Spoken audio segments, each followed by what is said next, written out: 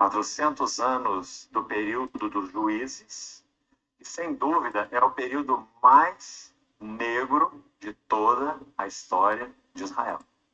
O mais trevoso, o período dos juízes, onde cada um fazia o que achava mais reto. 400 anos de esterilidade. E então o Senhor levanta Ana e, através dela, Samuel, um sacerdote profeta do Senhor. A mesma coisa aconteceu na lacuna intertestamentária entre Malaquias, o último profeta, e João Batista, o primeiro profeta do Velho Testamento. Nós também temos. Tá vendo? O último profeta do Velho Testamento e o primeiro profeta do Novo Testamento, do Segundo Testamento. 400 anos sem testemunho de Deus na face da terra.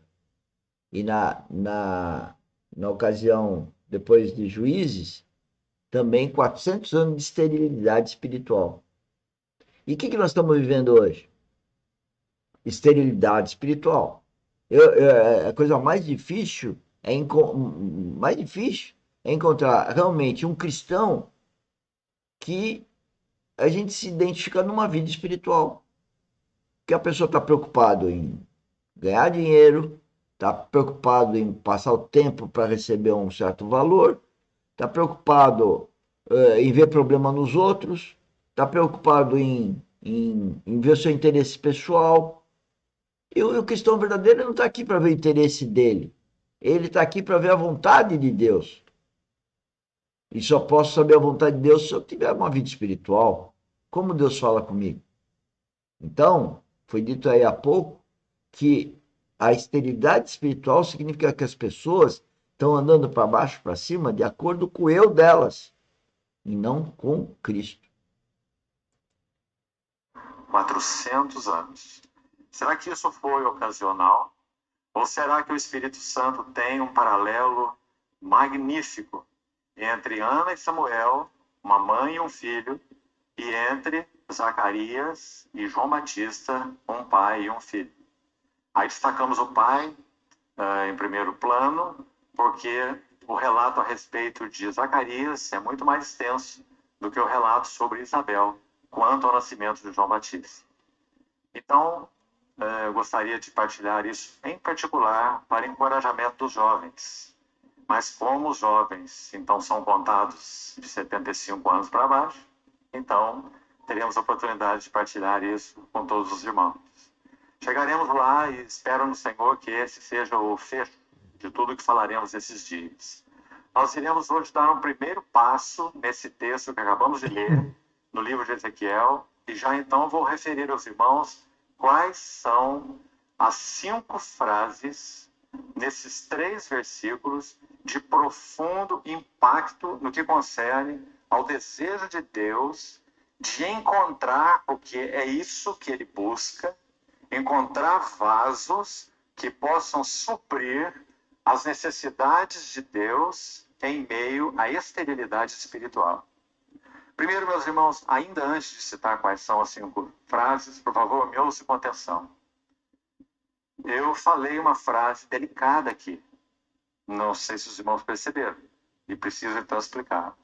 E a frase é: necessidades de Deus.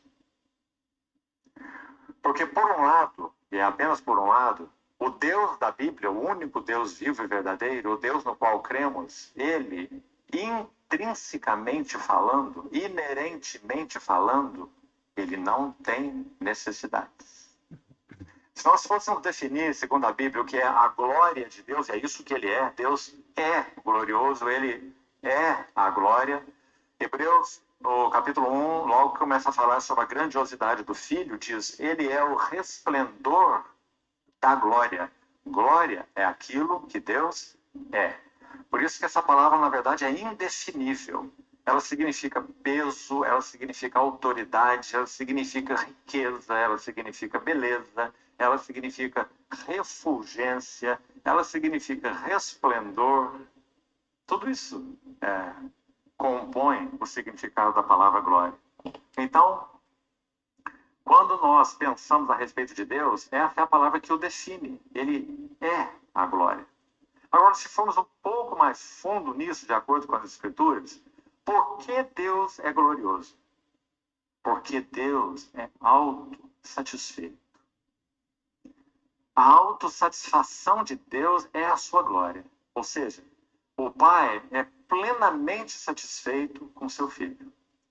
Digamos, tudo que o Pai tem é o seu amado Filho. É o Filho do seu contentamento. Este é o meu Filho amado e nele eu tenho todo o meu prazer.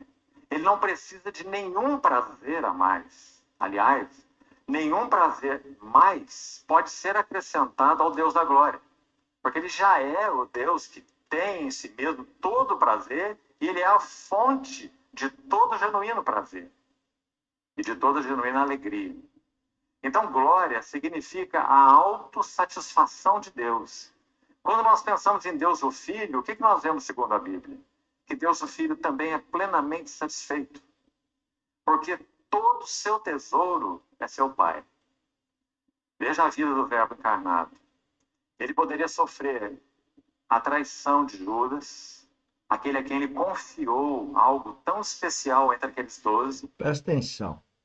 Jesus Cristo foi traído por Judas, isso todo mundo sabe. Ele vai falar todas as coisas que o homem agrediu a ele. Então eu gostaria que a gente entendesse o seguinte: se Cristo que era, é quem foi agredido pelo...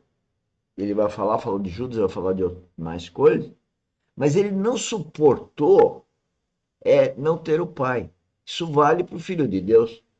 Deus suporta o próprio filho dele roubá-lo, a mulher condená-lo, o irmão agredi-lo, né?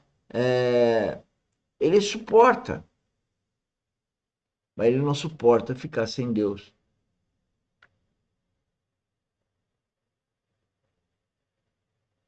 Porque o Filho de Deus, ele sabe que os mais próximos, por coisas mundanas, vão agredi-lo. É triste, eu sofro todo dia, e por sinal eu estou sofrendo muito ataque, mas todo cristão, eu não estou falando que eu sou, não estou aqui me colocando como vítima, eu estou ao contrário, advertindo aquele que se acha cristão, se ele está sendo agredido, porque todo cristão é agredido pelo mundo. Isso é bíblico, e Cristo foi o exemplo de que o mundo não o quis, rejeitou. Não tem outro lugar da Bíblia que fala que esse mundo jaz no maligno?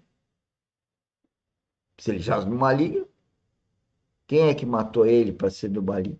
Cristo, naquela cruz. Mas o mundo continua rejeitando Cristo. Por isso está falando de esterilidade espiritual.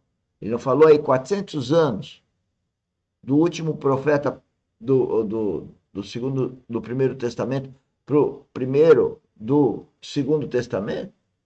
Não falou de 400 anos lá com a gravidez da Ana?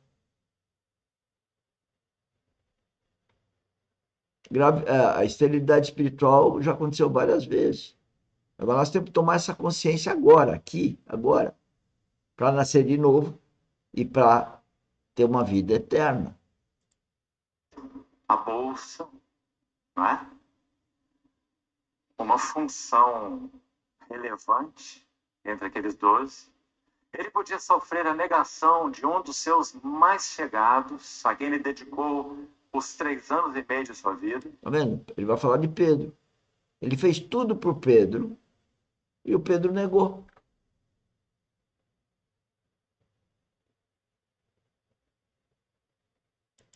Basicamente, Simão Pedro.